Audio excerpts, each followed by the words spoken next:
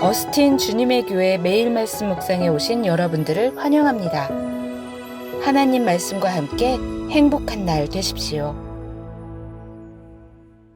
안녕하세요, 성도 여러분. 3월 28일 목요일 말씀 묵상 시작하도록 하겠습니다. 오늘 묵상할 말씀은 누가복음 23장입니다. 33절만 한 절만 읽겠습니다. 계속 읽으면서 말씀을 풀어드리겠습니다. 자, 누가복음 23장 33절 말씀 같이 함께 합독합니다. 해골이라 하는 곳에 이르러 거기서 예수를 십자가에 못 박고 두 행악자도 그렇게 하니 하나는 우편에 하나는 좌편에 있더라. 오래전에 한국에 미리암이라는 그런 선교 연극팀이 있었습니다. 거기에는 최명자, 유명한 탤런트시죠. 윤복희, 유명한 가수시죠. 장욱조라든지 이런 분들이 그 미리암이라는 선교팀에 조인되어서 활동을 했었는데, 제 기억으로 1992년도에 대구에서 대구 시민극장에서 공연이 있었습니다.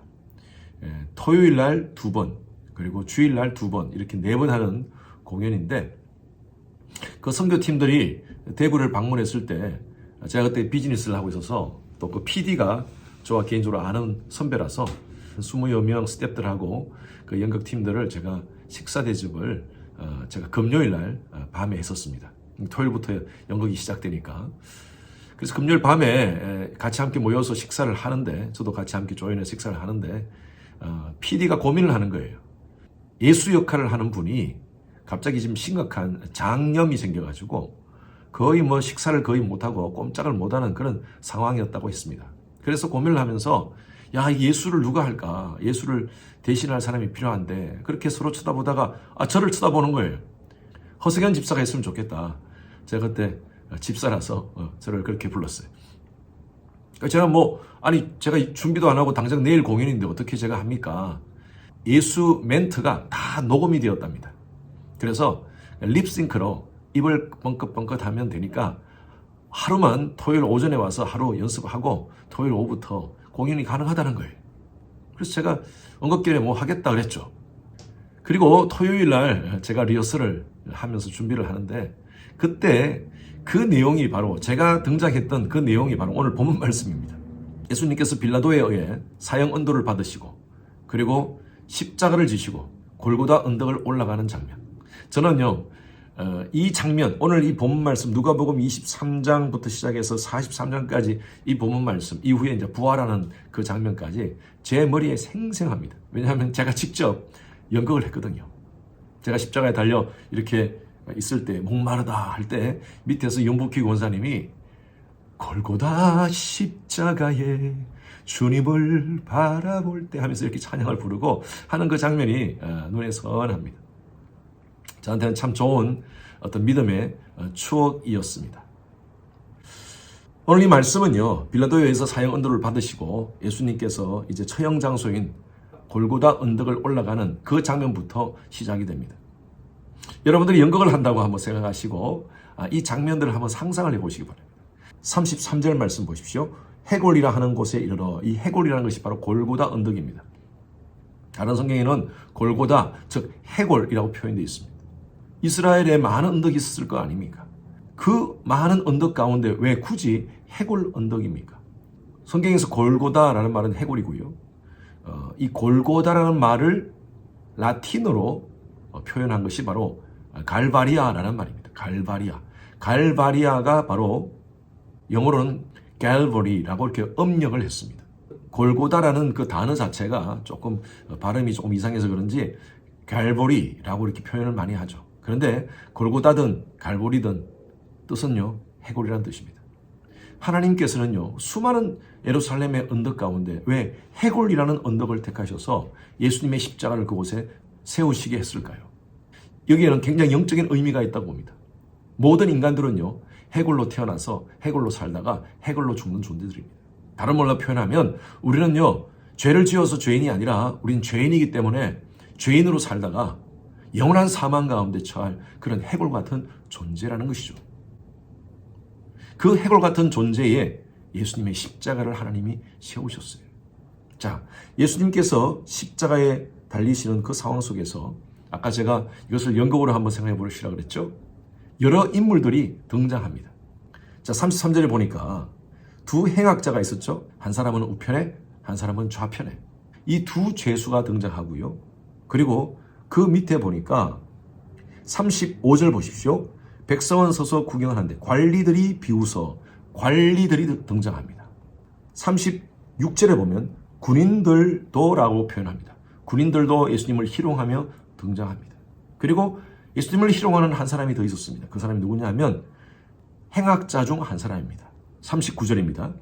달린 행악자 중 하나는 비방하여 이르되 라고 이렇게 표현하고 있습니다. 관리들, 유대 지도자들은요, 예수를 향하여 조롱하면서 뭐라고 얘기를 하냐면 만일 하나님이 택하신 자 네가 그리스도이라면 너 자신을 구원해라 라고 예수님을 비웃습니다.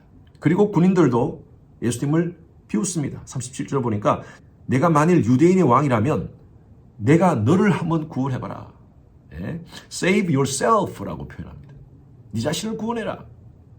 너 자신도 구원하지 못하면서 네가 다른 사람을 구원한다고? 네가 메시아라고 하면서 그렇게 예수님을 비웃습니다. 그리고 38절 한번 보십시오. 예수님 십자가 위에는요, 유대인의 왕이라고 명패가 붙어 있었습니다. 여러분, 이것은요, 유대인 왕이라서 왕이라고 붙인 것이 아니라 예수님을 비웃는 모습입니다. 그리고 양옆에 두 행악자가 있었는데 그 중에 한 사람이 여전히 39절 보십시오. 비방하여 이르되 내가 그리스도가 아니냐? 너와 우리를 구원하라. 여러분, 여기서 다 구원하라는 것은 무슨 의미합니까? 너의 힘을 발휘해보라는 거예요. 네가 진짜 그리스도라면, 네가 하나님이라면 너의 능력을 한번 발휘해봐라 라고 이렇게 얘기하는 것입니다. 오늘날 많은 사람들이 기독교에 대해서 잘못 아는 분들이 있어요. 예수 믿으면 모든 행복 시작, 불행 끝. 아닙니다. 예수를 믿더라도 우리는요, 고난 가운데 있을 때가 있습니다. 어려운 가운데 있을 때가 있습니다. 예수를 믿으면 예수님께서 모든 우리의 문제들을 마치 도깨비 방망이 같이 그렇게 다 해결해 주십니까? No way. 그렇지 않습니다. 그렇다면 지금까지 예수를 믿는 것 때문에 수많은 고난과 고통을 당하고 감옥에 가고 사자밥이 되고 그런 고난당한 그런 사람들은 어떻게 우리가 설명할 수 있겠습니까? 그들은 왜 순교했습니까? 예수를 믿는다는 것은요, 이 땅 가운데 엄청난 혜택을 누리며 사는 목적으로 예수를 믿는다는 것은 아닙니다. 요즘 기독교가 세속주의와 혼합되어서요, 또 기복신앙과 혼합되어서요, 번영신학이라는 말이 나옵니다. Prosperity Gospel. 예수 믿으면 여러분 삶이 달라집니다. 여러분 차가 달라집니다. 여러분 집 사이즈가 달라집니다. 예수 믿으면 여러분 자녀들이 무조건 잘 됩니다. 여러분, 성경에 어디에 그런 말씀이 있습니까? 지금 이들이 요구하는 것이 네가 예수라면 우리를 살려내라는 거예요. 저는 분명히 믿습니다. 예수 믿으면요, 하나님께서 우리에게 먹을 것, 입을 것, 마실 것 허락해 주시고 때로는 하나님의 뜻 가운데 하나님의 때에 좋은 것을 허락해 주시리라 믿습니다. 그런데 저희들은 그것 때문에 예수 믿는 것이 아니에요. 우리가 예수 믿는 목적은요, 바로 영원한 나라입니다. 나 보내신 이를 믿는 자는 영생을 얻었고 심판에 이르지 아니하나니 사망에서 생명으로 옮겼느니라. 하나님께서는요, 우리에게 번영을 약속해 주신 것이 아니라 영생을 약속해 주셨어요. 이 시대가 다원주의 시대라 그러고요, 이 시대가 상대주의 시대라 그럽니다. 무슨 종교를 믿든 간에 나름대로 구원의 길이 있고 올라가는 길이 다를 뿐이지 꼭대기는 다 천국 극락 가는 길이 똑같다라고 그렇게 얘기합니다. 그러나 우리 기독교는요, 특히 복음주의 신앙을 가진 우리들은요, 이걸 인정할 수가 없습니다. 그 근거가 뭐냐 이거예요.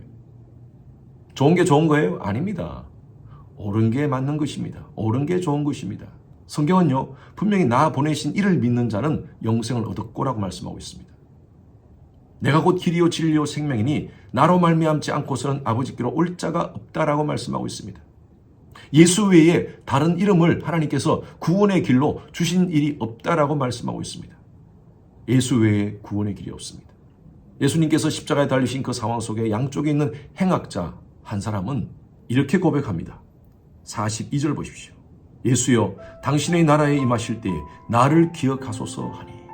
이것은요, 예수님을 향한 믿음의 고백입니다. 당장 내가 먹고 사는 문제, 이 십자가의 문제는 해결되지 않더라도 나는 영원한 나라를 소망하고 있습니다. 영생을 얻고 싶습니다. 당신의 나라에 임하실 때 나를 기억하소서. 그때 예수님께서 뭐라고 말씀하십니까? 내가 진실로 진실로 너에게 이르노니 오늘 내가 나와 함께 낙원에 있으리라. 제가 연극을 할 때 마지막 그 십자가상에서 그 행악자를 향하여 이 멘트를 한 기억이 납니다. 물론 녹음으로 나왔지만 내가 나와 함께 낙원에 있으리라. 우리가 예수를 믿는 목적이 바로 이것입니다. 예수 믿으면요 영생을 얻습니다. 우리가 이것 때문에 예수 믿는 거예요. 이 땅의 삶이 다가 아닙니다. 우리에게는 이터널 라이프가 있습니다. 왜 우리가 부활절을 지킵니까? 예수님께서 부활의 첫 열매가 되셨듯이 우리에게도 이 놀라운 부활이 있다는 사실을 우리는 믿고 있기 때문에 우리는 부활절을 기념하면서 하나님께 영광을 돌리는 것입니다. 우리가 이 놀라운 부활의 소망을 가지고 사는 그리스도인임을 확실히 믿고요. 이 정체성을 가지고 믿음으로 당당하게 기뻐 바뻐 이뻐 산포를 외치며 살아가는 여러분 되시길 주님 이름으로 축원합니다. 주님 감사합니다. 우리에게 영원한 생명이 있는 줄로 믿습니다.